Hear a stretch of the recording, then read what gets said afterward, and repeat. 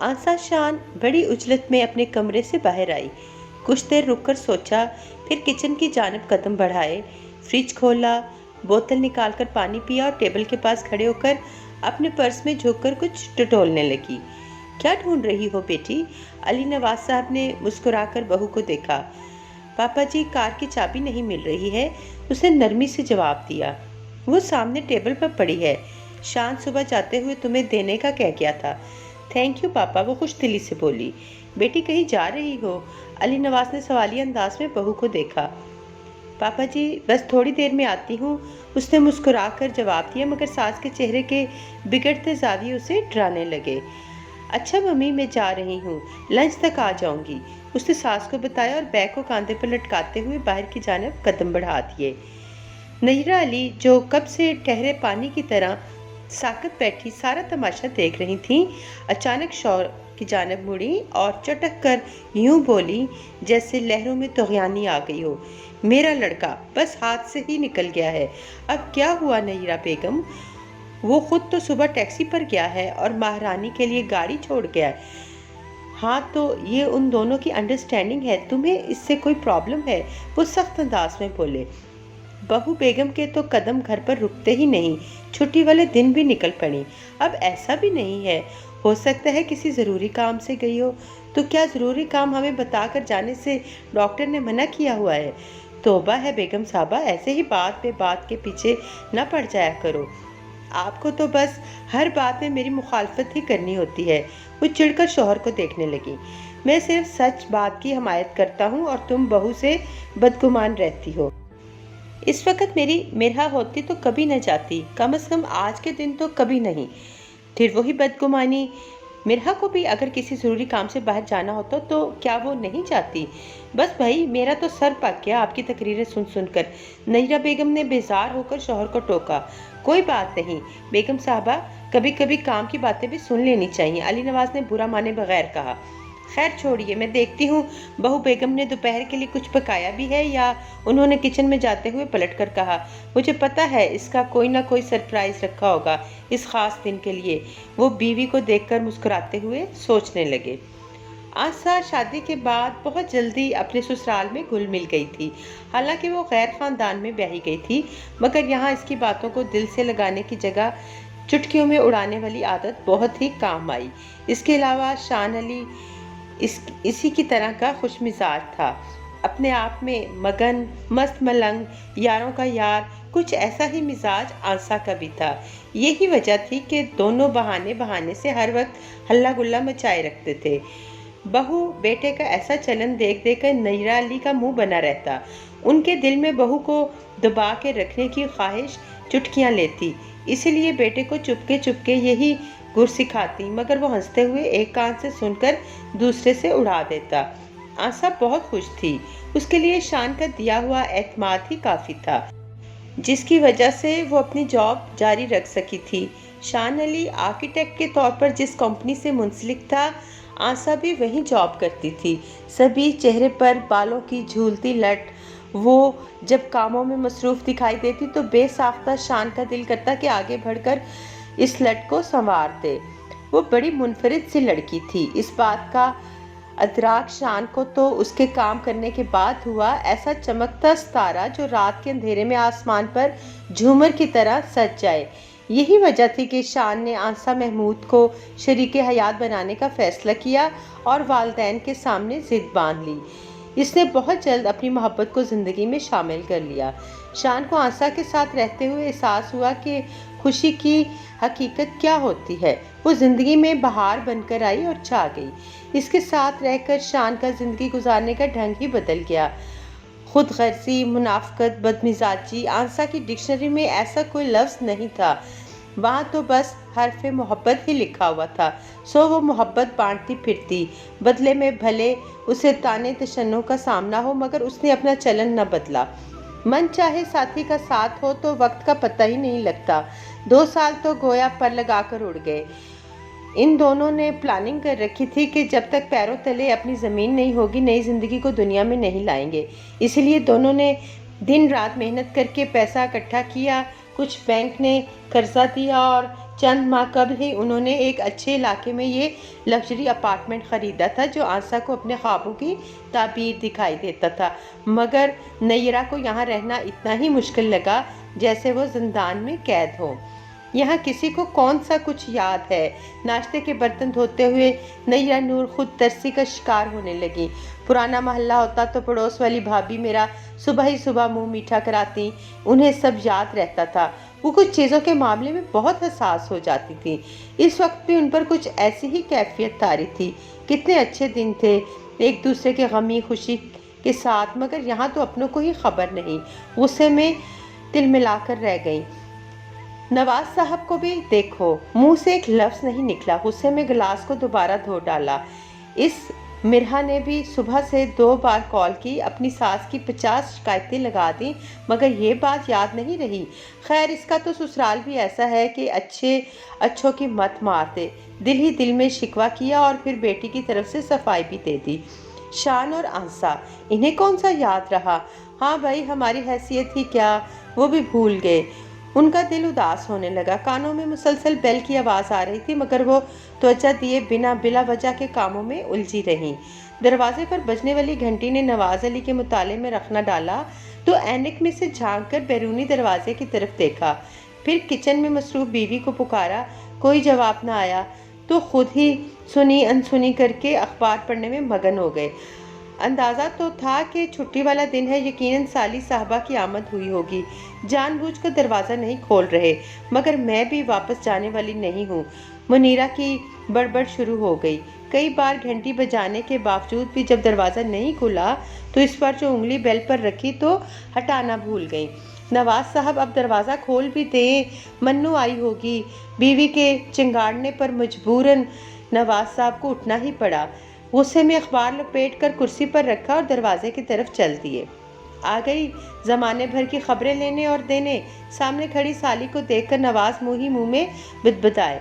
السلام علیکم بھائی جان۔ لاپرواہی سے سلام داغنے کے بعد انہوں نے منہ بنائے کھڑے بہنوئی کو گھورا۔ اتنی دیر سے بیل بجا رہی تھی، دروازہ کیوں نہیں کھولا؟ جواب نہ ملنے پر وہ بھنائی۔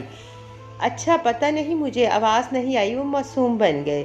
حیرت ہے، گھنٹی کی اتنی تیز آواز پر قبر کے مردے اٹھ کر بیٹھے اور آپ کو پتہ ہی نہیں چلا؟ طنزی انداز میں پوچھا۔ فضولیات میں تو آپ نے پی ایچ ڈی کر رکھا ہے منیرا بیگم۔ سالی کی بات پر وہ بلبلائے۔ گھر میں کوئی نہیں ہے کیا؟ منیرا نے اندر جھانکتے ہوئے بات بدلی۔ آ جاؤ اندر، تمہاری بہن ہے نا، راستہ دیتے ہوئے ناگواری سے بولے۔ باجی کہاں ہے؟ وہ بڑی ترنگ میں پکارتی ہوئی اندر کی جانب لڑکیوں کی طرح بھاگی۔ توبہ ہے، ناگواری سے ماتھے پر بل پڑ گئے۔ شکر ہے کہ آپ گھر پر ہیں، ورنہ بھائی صاحب تو مجھے دروازے سے ہی لٹا دیتے۔ وہ زوردار انداز میں بہنوئی کی شکایت لگاتی ہوئی لاؤنج میں داخل ہوئی۔ اب میرا یہاں کیا کام؟ دونوں بہنوں نے کپڑوں کی طرح لوگوں کو دھونا ہوگا۔ وہ لاؤنج سے ہوتے ہوئے اپنے کمرے کی جانب بڑھ گئے۔ میں سوچ رہی تھی کہ کون آیا اس وقت۔ کچن سے باہر آتے ہوئے نیرا نے مسکرا کر بہن کا سواگت کیا۔ کیا مطلب باجی؟ تھوڑی دیر پہلے واٹس ایپ تو کیا تھا کہ میں آ رہی ہوں۔ منیرا نے منہ بنا کر بہن کو دیکھا۔ اچھا، پتہ نہیں میرا فون کہاں پڑا ہے، دیکھا ہی نہیں۔ وہ گڑبڑائیں۔ یقیناً بھائی صاحب نے چھپا دیا ہوگا، وہ تو ہمیشہ تمہاری محبت سے جلتے ہیں۔ دھیرے بولو، سن لیں گے تو برا مانیں گے۔ نیرا ہمیشہ سے جاری سالی بہنوئی کی نوک جھونک کو جانتی تھی، مسکرا کر بولی۔ برا مانتے ہیں تو 2 روٹی زیادہ کھا لیں، مگر حقیقت تو یہی ہے۔ اچھا بیٹھ تو جاؤ۔ ویسے باجی، تمہارا نیا فلیٹ تو بہت ہی روشن اور ہوادار ہے۔ منیرا نے آرام دہ صوفے پر بیٹھ کر طمانینت سے پیر پھیلائے۔ بس رہنے دو، میرا تو یہاں جیسے دم گھٹتا ہے۔ نیرا بلبلا کر بہن کو دیکھ رہی تھی۔ کیوں ایسا کیوں کہتی ہو؟ اتنا اچھا تو ہے۔ وہ گھبرا کر بہن کا منہ تکنے لگی تو نیرا نے ہاتھ ملتے ہوئے اپنے پرانے محلے کو یاد کرنا شروع کر دیا۔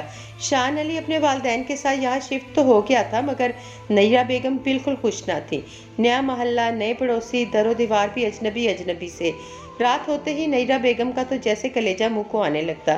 وہاں تو آس پڑوس والی خواتین کا میلہ لگا رہتا تھا، اور یہاں تو پڑوسی بڑے تکلف سے ایک دوسرے کے گھر آتے جاتے تھے۔ نیرا کا بس چلتا تو وہ پرانے والے کرائے کے مکان میں دوبارہ شفٹ ہو جاتی، جہاں کے در و دیوار کے خوشی و غم سے آشنا تھے۔ زندگی کے کتنے حسین لمحے انہوں نے وہاں گزارے تھے۔ وہیں شان نے آنکھیں کھولیں اور انہیں ماں بننے کا اعزاز بخشا۔ مرحا کی کلکاریاں اسی پرانے آنگن میں گونجتیں۔ ان کے ساس سسر کا انتقال بھی اسی گھر میں ہوا تھا۔ نواز علی کی محبتوں کی گواہی بھی اسی گھر کے چپے چپے نے دی تھی۔ ان کی خوشحال ازدواجی زندگی کا بڑا حصہ وہیں گزرا تھا۔ اب بڑھاپے میں آ کر نئے محلے نئے گھر میں ایڈجسٹ ہونا مشکل لگ رہا تھا۔ سب چھوڑیں، یہ بتائیں کوئی نئی پروگریس؟ منیرا نے کندھے پر ہاتھ رکھ کر بہن کی توجہ اپنی جانب مبذول کرائی۔ ارے کہاں، کتنی بار بہانے سے شان کے سامنے ذکر نکالا مگر وہ تو جیسے سنتا ہی نہیں۔ اپنی بہو کو سمجھائے نا، منیرا نے مفت مشورہ دیا۔ سمجھایا، یہ دعا بھی دے ڈالی کہ سدا سہاگن رہو اور جلدی سے پوتا پوتی کا منہ دکھاؤ، مگر جانے کس مٹی سے بنی ہے، کوئی اثر ہی نہیں ہوتا۔ نیا بیگم نے بہن کے سامنے پریشانی کا اظہار کیا۔ توبہ توبہ، ان لڑکیوں کو تو بس اپنی فٹنس کا ہی خیال رہتا ہے۔ منیرا کی بات پر وہ سر ہلانے لگی۔ ایک میری مرحا ہے، سسرال والوں کی مرضی کے بغیر سر بھی نہیں ہلاتی۔ بہن کی بات پر منیرا چپکی بیٹھی رہی، ورنہ بھانجی کے مزاج کی تیزی سے بخوبی واقف تھیں۔ جب کافی دیر تک بہن نے چائے کو بھی نہیں پوچھا تو منیرا نے بہانے سے بات نکالی۔ یاد نہیں باجی، پچھلے ہفتے جب میں آئی تھی تو تمہاری بہو نے مائکرو ویو والے پاپ کارن اور سینڈوچ بنا کر کھلائے تھے۔ تو اور کیا، میری مرحا تو خالہ کو دیکھتے ہی برگر پیزا آرڈر کر دیتی تھی۔ وہ جانے کن خیالوں میں تھی، مسکرا کر بولی۔ ہاں، کتنا کچھ کرتی تھی وہ میرے لیے۔ ایسا کریں کچھ کھانا آرڈر کر دیں، بڑی بھوک لگ رہی ہے۔ ارے نہیں، تھوڑی دیر رک جاؤ، وہ آنسا آنے والی ہوگی، بول رہی تھی کہ لنچ تک آ جائے گی۔ وہ بہن کی خاطر مدارت کرنے کے موڈ میں نہیں تھیں، اسی لیے بہو کے آنے کا انتظار تھا۔ اچھا، آپ نے کیا پکایا ہے؟ منیرا نے حیرت سے پوچھا۔ میں نے تو نہیں، مگر وہ آنسا آ کر ابھی کچھ نہ کچھ جٹ پٹ پکا دے گی ہمارے لیے۔ ویسے باجی، ابھی مرحا سسرال میں کیا کرتی ہوگی؟ اسے تو کھانا پکانا نہیں آتا۔ منیرا کو اچانک خیال آیا۔ کچھ نہیں، انٹرنیٹ سے کھانے کی ترکیبیں دیکھ لیتی ہے یا مجھے کال کر کے پوچھ لیتی ہے، نیرا نے مسکرا کر بتایا۔ ہاں یہ تو ہے، نقل کے لیے بھی عقل چاہیے ہوتی ہے، جو مرحا میں تمہاری بہو سے زیادہ ہے۔ کیا مطلب؟ تم اپنی بھانجی کا مذاق اڑا رہی ہو؟ او نہیں، میرا مطلب ہے تو کچھ اور تھا، میرا مطلب کچھ اور تھا۔ منیرا نے گھبرا کر بڑی بہن کی طرف دیکھا۔ ویسے باجی، یہ دوپٹہ تو بڑا پیارا ہے، کیا بہو نے لا کر دیا تھا؟ منیرا نے بہن کا موڈ ٹھیک کرنے کے لیے تعریفیں شروع کر دی۔ ارے نہیں، تمہارے بھائی صاحب نے دلایا تھا شادی کی پچھلی سالگرہ پر۔ وہ شرمائی اور پھر دکھ نے گھیرا۔ اچھا، میں سمجھی آنسا نے خریدا تھا۔ ویسے بھی پورے گھر کی شاپنگ وہ خود ہی تو کرتی ہیں۔ ہاں تو میرے بیٹے کی کمائی ہے، جب دیکھو شاپنگ پہ جاتی ہے، تھیلا بھر بھر کے سامان لاتی ہے، تو مجھ پر احسان کرنے کے لیے ایک دو سوٹ پکڑا دیتی ہے۔ بہن کی بات پر ان کا منہ پھول گیا۔ اچھا، اور یہ جو سونے کی چوڑیاں ہیں، آنسا نے بنوائی تھی اپنی تنخواہ بڑھنے کی خوشی میں، تو میں نے پہن لی، ورنہ شان سے شکایت لگا دیتی کہ ممی میرا تحفہ نہیں پہنتی ہیں۔ کمال ہے، میری بہو تو میرے لیے کبھی ایک کاٹن کا دوپٹہ تک نہیں لائی۔ منیرا دبے لہجے میں بولی۔ ہاں تو وہ کماتی تھوڑی ہے؟ نیرا نے بے جا حمایت کی تو منیرا نے حیرت سے بہن کی طرف دیکھا اور چپ کر کے بیٹھ گئی۔ لاؤنج میں خاموشی پھیل گئی۔ اتنے میں واٹس ایپ پر کوئی میسج آیا۔ نیرا نے چشمہ لگا کر پڑھا اور چہرے پر مسکراہٹ پھیل گئی۔ کیا ہوا باجی؟ مرحا نے واٹس ایپ کیا ہے۔ ان کے چہرے سے روشنی پھوٹی۔ اچھا، کیا کہہ رہی ہے میری بھانجی؟ بے چینی سے پوچھا۔ وہ کہہ رہی ہے لنچ پر پہنچنے والی ہوں، میرا انتظار کیجیے گا، نیرا خوش دلی سے بولی۔ ایسی کیا آفت آ گئی جو بھانجی صاحبہ سسرال سے بھاگی چلی آ رہی ہیں؟ منیرا نے دل ہی دل میں سوچا اور منہ بنا کر بہن کو دیکھا، جن کا موڈ ایک دم سے اچھا ہو گیا تھا۔ نیرا نے بیٹی کی آمد کا سن کر جوش میں جا کر شوہر کو جگایا اور اب سب بیٹھے مرحا کا انتظار کر رہے تھے۔ بیل کی آواز پر نیرا بڑبڑاتی ہوئی تیزی سے دروازے کی طرف دوڑی۔ کسی کو یاد ہو نہ ہو، میری بیٹی کو یاد ہے، جبھی تو وہ ایسے بھاگی چلی آ رہی ہے۔ شادی کی سالگرہ مبارک ہو ممی پاپا۔ مرحا بڑا سا پھولوں کا گلدستہ تھامے شور مچاتی ہوئی اندر داخل ہوئی تو ان کے من کا گلستان سج گیا۔ اوہ، میں تو بھول ہی گئی، اور باجی اس بات پر برا بہت مانتی ہیں اگر کوئی ان کی شادی کی سالگرہ وش نہ کرے۔ میری تو اب خیر نہیں ہے۔ منیرا نے بھانجی کی بات پر اپنا سر تھام کر دل ہی دل میں سوچا اور چور نگاہوں سے سب کی طرف دیکھا بہو بیٹا بھول سکتے ہیں مگر میری مرحا نہیں۔ منیرا نے بکے تھامتے ہوئے شوہر کو دیکھا اور طنزیہ انداز میں بولی۔ تمہارا کچھ نہیں ہو سکتا، علی نواز نے افسوس بھرے انداز میں بیوی کی طرف دیکھ کر سوچا۔ ہائے فرینڈ، آپ بھی آئی ہوئی ہیں؟ وہ شرارتی انداز میں خالہ کے گلے لگ گئی۔ ہاں تو نہیں آتی کیا؟ باجی کی شادی کی سالگرہ تھی، وہ خفت مٹاتے ہوئے بولی تو نواز نے سالی کو گھورا۔ کتنا انتظار کر رہی تھی میں۔ نیرا نے فوراً ہی بیٹی کو پکار کر اپنی جانب متوجہ کیا۔ اسامہ میاں نہیں آئے کیا؟ نواز نے بیٹی کے سر پر ہاتھ پھیرتے ہوئے پوچھا۔ نہیں، وہ بزنس ٹرپ پر گئے ہوئے ہیں۔ مرہا ماں سے دوبارہ لپٹ گئی۔ شکر ہے تمہیں اپنے والدین کی شادی کی سالگرہ یاد رہی، میں تو سمجھی سب بھول گئے۔ نیرا کی سوئی ایک ہی جگہ پر اٹکی ہوئی تھی، بیٹی سے شکوہ کرنے لگ گئی۔ او ممی، اس کے لیے تھینکس تو بھائی اور بھابھی کا کیجیے۔ کیا مطلب؟ بھابھی نے تو کال کر کے مجھے یاد دلایا اور تیار ہونے کا کہا، ورنہ سچی بات ہے میرے ذہن سے بالکل نکل گیا تھا۔ مرہا نے صاف گوئی سے کہا تو نیرا پر گھڑوں پانی پڑ گیا۔ تمہارے بھائی بھابھی خود کہاں ہیں؟ نواز نے طنزیہ انداز میں بیوی کو دیکھا اور پھر بیٹی سے پوچھا۔ پتہ نہیں کہاں رہ گئے، بھابھی ہی تو مجھے اور بھیا کو کار میں پک کرتے ہوئے لائی ہیں۔ میں یہاں ہوں۔ مرہا گاڑی سے کیک نکال رہی تھی۔ آنسا نے اندر داخل ہوتے ہوئے اپنی موجودگی کا احساس دلایا۔ ممی، یہ سب آپ کی بہو کی کارستانی ہے، اسے ہر وقت سرپرائز کا بھوت سوار رہتا ہے۔ شان بھی شاپرز ہاتھوں میں تھامے اندر داخل ہوا اور آنسا کو محبت سے دیکھتے ہوئے بولا، happy wedding anniversary mummy papa. آنسا نے ٹیبل پر کیک سیٹ کرتے ہوئے مسکرا کر انہیں وش کیا۔ تھینک یو بیٹا، جیتی رہو۔ نواز علی نے بڑھ کر بہو کے سر پر ہاتھ پھیرا۔ تمہیں ہم بوڑھا بوڑھی کی شادی کی سالگرہ یاد تھی؟ نیرا حیرت سے بہو کا منہ تکنے لگی۔ ممی، میں کیسے وہ خوبصورت دن بھول سکتی ہوں جس کی وجہ سے مجھے آپ جیسی پیاری ساس ملی؟ آنسا نے بڑے خلوص سے انہیں گلے لگاتے ہوئے جواب دیا۔ پاپا، یہ سوٹ ہیں آپ کے اور ممی کے، پلیز جلدی سے چینج کر کے تیار ہو جائیں۔ شان نے ہاتھوں میں تھامے شاپرز ان کی طرف بڑھائے۔ ارے بھائی، ایسی بھی کیا جلدی ہے؟ نواز علی نے سستی دکھائی۔ جلدی سے تیار ہو جائیں بھائی، ہمیں لنچ پر لے جا رہے ہیں۔ مرہا نے ماں باپ کو ریڈی میڈ سوٹ شاپرز سے نکال کر تھمائے۔ واہ بھائی، سب لنچ پر جا رہے ہیں، میں بھی چلوں گی۔ منیرا نے جلدی سے اپنی موجودگی کا احساس دلایا۔